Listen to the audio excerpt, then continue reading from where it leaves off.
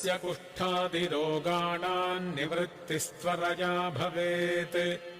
अन्धोऽपि दिव्यदृष्टिः स्यादेडमूकोऽपि वाक्पतिः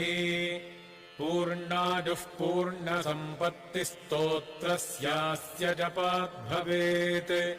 यः पिबेज्जलमेतेन स्तोत्रेणैवाभिमन्त्रितम् तस्य कुक्षिगता दोषाः सर्वे नश्यन्ति तत्क्षणात् यद्वृन्दावनवासाद्य पङ्गुः खञ्जोऽपि वा जनः स्तोत्रेणानेन यः कुर्यात् प्रदक्षिणनमस्कृती स जङ्घालो भवेदेव गुरुराजप्रसादतः सोमसूर्योपरागे च पुष्यार्कादिसमागमे योऽनुत्तममिदम् स्तोत्रमष्टोत्तरशतम् जपेत्।